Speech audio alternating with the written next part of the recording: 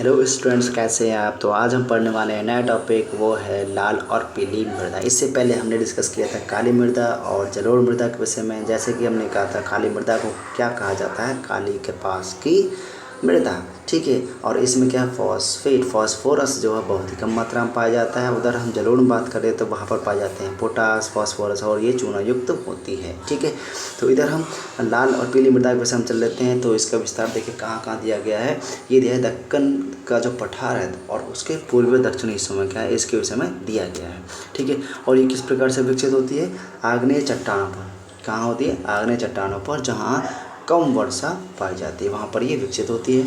लाल और पीली मृदा के विषय में दिया गया है उड़ीसा, छत्तीसगढ़ और मध्य गंगा दक्षिण छोर पर पाई जाती है। और पश्चिमी घाट जो है उसके जो निचला सिरा है वहाँ पर भी ये पाई जाती है। इन मृदाओं में देखिए क्या है, लाल रंग जो इसका रवेदार जो आग्नेय और रूपांतरित चट्टानों में, देखिए आग्नेय और रूपांतरित चट्टानों में क्या है, धातु लोह जो है, लोह धातु जो है उसका थोड़ा थोड़ा सा प्रसार है, उसकी वजह से इसका रंग कैसा बन जाता है, लाल बन जाता है। और पीला रंग जो हो किस वजह से, कि इसमें जल योजन यानी जल को रोकने की क्षमता थोड़ी बहुत जितनी भी होती है उसकी वजह से क्या है, इसका पीला रंग बन जाता है। तो अभी हमने किसके विषय में पढ़ा है, लाल और पीली मृदा के विषय में पढ़ा है। अब पढ़ते हैं लेटराइट मृदा के विषय में। तो लेटराइट का जो नाम है, लेटराइट जो शब्द वो ग्रीक भाषा के लेटर शब्द से बना है, किससे, लेटर शब्द से, और जिसका अर्थ क्या हो जाता है, ईंट हो जाता है, ठीक है। ईंट के जैसे, इसका मतलब बड़ा ही टफ, बड़ा ही कठोर, ठीक है। तो लेटराइट का जो निर्माण जो कहाँ कहाँ दिया गया है, वो है उष्णकटिबंधीय और उपोष्णकटिबंधीय जलवायु क्षेत्र में। और किस प्रकार से, आर्द्र और शुष्क है ये, ठीक है, वहाँ पर इसका, और वहाँ थोड़ी बहुत जो वर्षा एक के बाद एक जो आती है उसके कारण क्या है, इसका निर्माण होता है। वो किस प्रकार से होता है, देखिए जब वहाँ भारी वर्षा जो होती है, ठीक है, और वहाँ क्या होता है, निक्षालन होता है, मतलब ऊपरी परत जो वो है वहाँ से हट जाती है। जब वो परत हट जाए तो उसके नीचे जो मिट्टी होती है वो लेटराइट मिट्टी क्या होती है। देखिए एक क्वेश्चन यहाँ से ये पूछा जाता है कि ये क्या है, अम्लीय होती है, और इसका पीएच मान जो होता है <6 होता है, ये अक्सर पूछा जाता है। और जब <6 से अम्लीय है तो पोषक तो किसमें ऑलरेडी कमी होगी ही। तो इसके जो विस्तार दे रखे हैं वो कहाँ का दे रखा है, दक्षिण राज्यों में दे रखा है, और महाराष्ट्र के पश्चिमी घाट के जो क्षेत्र हैं वहाँ पर दिया गया है। देखिए उड़ीसा में भी ये पाई गई। अभी उड़ीसा में हमने पढ़ा था कौन सी, लाल और पीली मिट्टी वो भी पाई जाती है, और लेटराइट भी पाई जाती है। पश्चिम बंगाल कुछ भागों में भी है, उत्तर पूर्व के प्रदेश में जो वहाँ पर भी पाई जाती है, ठीक है। नॉर्थ ईस्ट में भी ये लेटराइट मिट्टी पाई जाती है।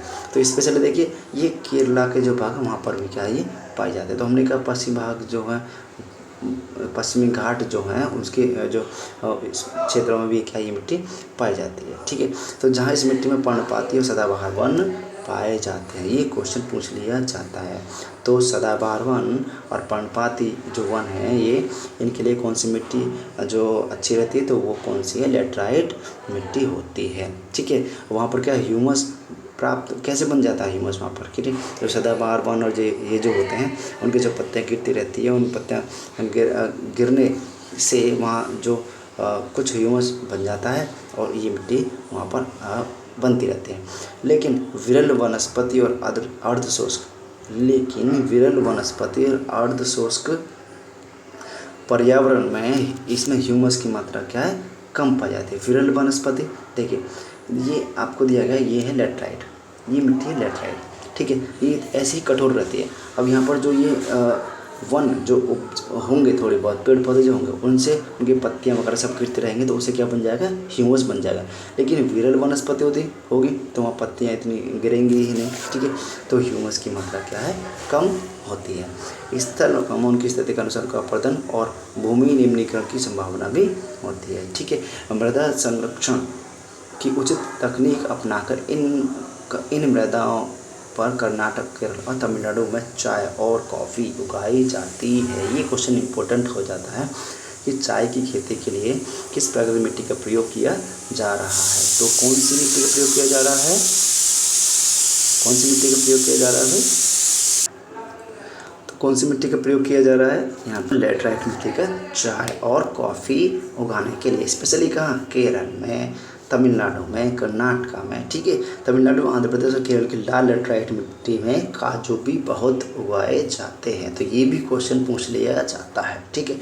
तो कौन सी लेटराइट मिट्टी का प्रयोग किया गया है, किसमें, काजू में, चाय में, कॉफ़ी में, स्पेशली केरल, तमिलनाडु और कर्नाटका के इन क्षेत्रों में। ठीक है, तो अभी तक हमने इन क्वेश्चन पढ़ा है, आप अच्छी तरह से इनको नोट भी कर लीजिएगा। इंपॉर्टेंट क्वेश्चन से अक्सर पूछ लिए जाते हैं कि काजू के लिए कौन सी मिट्टी और कहाँ पर उपयुक्त होती है। ठीक है, अब हम पढ़ने वाले हैं कौन सी है, मरुस्थलीय मृदा। इस क्वेश्चन में पढ़ते हैं। मरुस्थलीय मृदा देखिए, जैसा कि आप जानते हैं ये रेगिस्तानी भागों में ज़्यादातर पाई जाती है। लाल और इसका रंग क्या है, भूरा होता है। कैसा रंग होता है, लाल और भूरा। ये मृदाएं आमतौर पर रेतीली और लवणीय होती हैं। कैसी होती हैं भैया, रेतीय होती हैं और लवणीय होती हैं। खारापन इनमें होता है। कुछ क्षेत्रों में नमक की मात्रा इतनी अधिक होती है कि झीलों से जल वाष्पीकृत करके खाने का नमक भी बना लिया जाता है। तो इसका एग्जाम्पल एक है, वो है राजस्थान की सांभर झील। ठीक है, तो वहाँ इतना खारापन है कि वहाँ से जल को वाष्पित करके भी क्या, नमक को बना लिया जाता है। शुष्क जलवायु और उच्च तापमान के कारण जल वाष्पन की दर और मृदा में ह्यूमस की नमी की कमी होती है। तो देखिए, इस ह्यूमस की कमी इसमें होती ही है। किस प्रकार से होती है भाई, क्योंकि देखिए वहाँ पर कोई वनस्पति इतनी पाई नहीं जाती है, और जहाँ पर वनस्पति पाई जाएगी वहीं पर आप जानेंगे क्या, ह्यूमस अधिक मात्रा में पाया जाएगा। मृदा की सतह के नीचे देखिए क्या दिया गया है, मृदा की सतह के नीचे क्या है, कैल्शियम की मात्रा क्या बढ़ती चली जाती है और नीचे की परतों में चूने कंकड़ की सतह पाई जाती है। इसके कारण मृदा में जल अंतस्यंदन यानी इन्फिल्ट्रेशन अवरुद्ध हो जाता है। इन्फिल्ट्रेशन अवरुद्ध हो जाता है। देखिए, जब मृदा के यहाँ ऊपरी परत के नीचे किसका परत बनती जा रही है, कैल्शियम की, कैल्शियम। ठीक है, और कंकड़ पत्थर बनते जा रहे हैं, तो क्या होगा, तो यहाँ का पानी है भाई वो नीचे यहाँ तक तो रहेगा, उससे नीचे क्या है, जा ही नहीं पाएगा। ठीक है, इनफिल्ट्रेशन की जो प्रक्रिया वो क्या है, अवरुद्ध हो जाती है। इस मृदा को सही तरीके से सिंचित करके कृषि योग्य बनाया भी जा सकता है, जैसा कि पश्चिमी राजस्थान में हो रहा है। देखिए, राजस्थान का जो भाग है स्पेशल इसी का ही है, और उसमें क्या है, सही तरीके से इसका प्रयोग करके सिंचित सिंचाई वहाँ पर की जा रही है। ठीक है, यहाँ तक हमने पढ़ा है इसके विषय में। ठीक, आगे हम पढ़ेंगे वन मृदा। तो देखिए, वन मृदा में क्या है, ये मृदा आमतौर पर पहाड़ी और पर्वतीय क्षेत्रों में पाई जाती है। देखिए, जहाँ पर बहुत ज़्यादा मात्रा में क्या वन पाए जाते हैं, स्पेशली पहाड़ी और पर्वतीय क्षेत्रों में ये। और जहाँ देखिए क्या है, पर्याप्त वर्षा वन उपलब्ध है। वर्षा वन मतलब ज़्यादा अत्यधिक मात्रा में वर्षा होती है, वहाँ पर ये वन मृदा पाए जाते हैं। इन मृदाओं के गठन में पर्वतीय पर्यावरण के अनुसार बदलाव आता रहता है। नदी घाटियों में ये मृदाएं दोमट और सिल्टदार होती हैं। ठीक है, दोमट और सिल्टदार होती हैं, परंतु ऊपरी ढालों पर इनका गठन क्या है, मोटे कणों से होता है। ठीक है, देखिए नदी घाटियों में क्या है, दोमट और सिल्टदार बहुत बारीक बारीक करके ये पाई जाती हैं, लेकिन ऊपरी ढालों में क्या है, इनका क्या इतने ही मोटे मोटे होते चले जाते हैं। हिमालय के हिमच्छादित क्षेत्रों में इन मृदाओं का बहुत अपरदन होता है। कहाँ, हिमालय के जहाँ पर बर्फ़ पड़ती है वहाँ पर इनका अपरदन बहुत होता है, यानी मिट्टी वहाँ से एक स्थान दूसरे स्थान पर चली जाती है। और ये अदिशलिक यानी एसिडिक तथा ह्यूमस रहित रहती है। कैसी, एसिडिक रहती है और ह्यूमस, उनमें ह्यूमस होगा ही नहीं। ठीक है, ये नदियों के निचले क्षेत्रों विशेषकर नदी सोपानों और जलों और पंखों आदि में ये मृदा उपजाऊ रहती है। यहाँ पर इन जगह पर क्या मृदा उपजाऊपन लिए रहती है। ठीक है, आगे पढ़ेंगे अभी मृदा अपरदन और संरक्षण। तो इनके क्वेश्चन क्या है, देखिए मृदा अपरदन और संरक्षण। मृदा अपरदन मतलब मृदा का एक स्थान से दूसरे स्थान पर जाना, और वो किस प्रकार से जाए, देखिए हवा से जाए, पानी से जाए या मनुष्यों के द्वारा जाए, तो मृदा अपरदन उसको हम कहते हैं। ठीक है, तो दिया गया मानवीय क्रियाओं और वनोन्मूलन, अति प्रसारण, निर्माण, खनन आदि, इनसे क्या है, ये संतुलन जो है मृदा का सब भंग होता जा रहा है। ठीक है, और क्या है, मृदा एक स्थान से दूसरे स्थान पर पहुँचती जा रही है। तथा प्राकृतिक तत्व और भी हैं, जैसे पवन, हिमनदी और जल, ये भी क्या है, मृदा अपरदन के रूप में क्या है, स्पेशली अपना अहम रोल अदा करते हैं। यानी हवा के द्वारा मृदा का एक दूसरे स्थान पर जाना, हिमनदी होती हैं, बर्फ़ की जो नदी होती है उनके द्वारा, और जल के द्वारा भी। ठीक, बाकी बहता जल मृत्तिका युक्त मृदा को काटते हुए गहरी वाहिकाएँ बना लेता है, जिन्हें अवनालिकाएँ कहते हैं। तो क्या भाई, अवनालिकाएँ किस प्रकार से, बहता जल जो जैसे जल बह रहा है, ठीक है, ये जल बह रहा है, तो ये क्या करेगा, यहाँ की मिट्टी को ले जाएगा यहाँ से बहा करके, तो ये जब मिट्टी यहाँ से बह करके चली जाएगी कहीं और पहुँच जाएगी, यहाँ पे क्या है, थोड़ी थोड़ी सी गड्ढे नुमा नाले से बन जाएगी, तो इसको क्या कह रहे हैं, अवनालिकाएँ कहते हैं। ठीक है, ऐसी भूमि जोतने योग्य नहीं रहती और इसे कहते हैं उत्खात भूमि कहते हैं, मतलब जहाँ की मिट्टी अपरदन से चली गई। तो देखिए क्या है उत्खात भूमि, किस प्रकार से अभी मैंने बताया था, जहाँ अवनालिकाएँ बन जाती हैं। चंबल बेसिन में ऐसी भूमि को क्या है खड्ड भूमि भी कहा जाता है। चंबल बेसिन में क्या है खड्ड भूमि, तो ये अक्सर पूछ रहा था खड्ड भूमि कहाँ पाई जाती है, चंबल बेसिन में पाई जाती है। कई बार जल विस्तृत क्षेत्र को ढके हुए ढाल के साथ नीचे की ओर बहाता है, ठीक है ना। तो क्या करता है अभी ऐसी स्थिति में ऐसी स्थिति में इस क्षेत्र की ऊपरी मृदा घुलकर जल के साथ क्या बह जाती है और क्या है इसे चादर अपवर्तन यानी सीट क्या है सीट इरोजन भी कहा जाता है। तो सीट इरोजन क्या है कि एक पूरी चादर की तरह मिट्टी क्या है वहाँ से उसका अपवर्तन हो गया है, ठीक है। यानी जल में घुलकर वो मिट्टी दूसरी जगह पर चली गई है पूरी एक चादर की तरह, यानी पूरा क्या कहते हैं ऊपरी परत पूरी क्या उसकी घुल करके चली गई है दूसरी जगह पर, यानी उसका अपवर्तन हो गया है।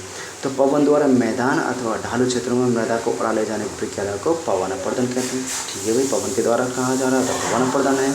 और कृषि के गलत तरीके से भी मृदा अपवर्तन हो जाता है, कृषि के गलत तरीके से। वो किस प्रकार से है, वो मृदा तो भी कहा गया है कृषि के गलत तरीके से, वो किस प्रकार से गलत ढंग से हल चलाने से, जैसे ढाल पर ऊपर से नीचे की ओर हल चलाने से भी वाहिकाएँ बन जाती हैं और वहाँ की मिट्टी क्या है जिसके अंदर से बहता पानी आसानी से मृदा को कटाव कर लेता है, ठीक है। वो किस प्रकार से देखिए ऐसे हम हल चलाएंगे, ठीक है। यहाँ अब ये एक वाहिका बन गई, यहाँ पर जब पानी सुन बहेगा इस मिट्टी की बहाकर दूसरी जगह पर ले जाएगा, ठीक है। इस प्रकार से मृदा का अपवर्तन हो जाता है। ढाल वाली भूमि पर समोच्च रेखाओं के समांतर हल चलाने के ढाल के साथ जल बहाव गति घटती जाती है। ढाल भूमि पर कैसे देखिए यहाँ पर ढाल बना हुआ है, ऐसे ढाल है इस प्रकार से, ठीक है।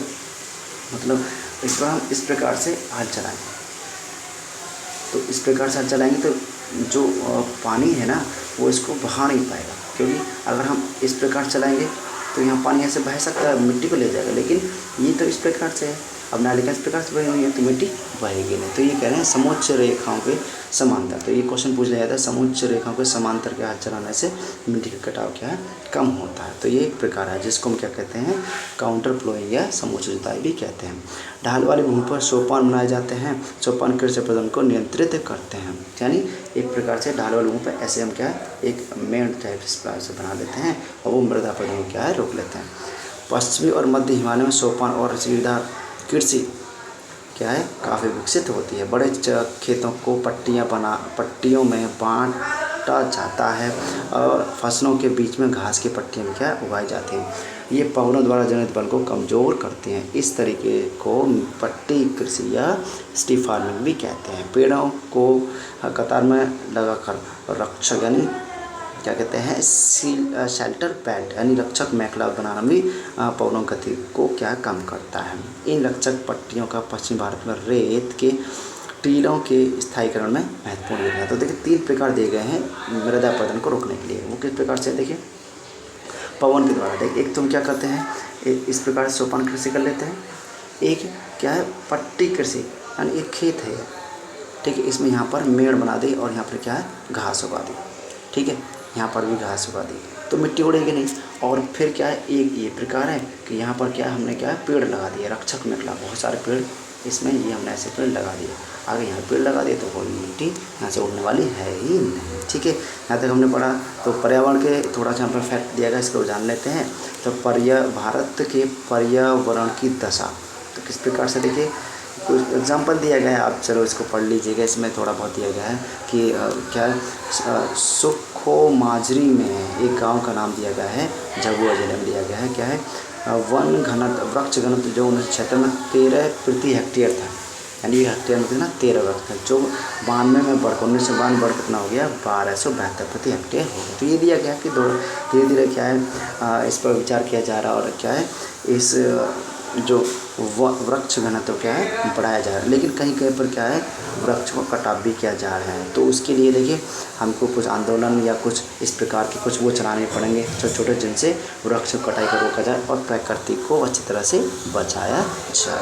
ठीक है, तो इतना ही है आपके इस चैप्टर में। बाकी हम जो पढ़ेंगे नेक्स्ट चैप्टर को पढ़ेंगे। ओके, थैंक यू, धन्यवाद।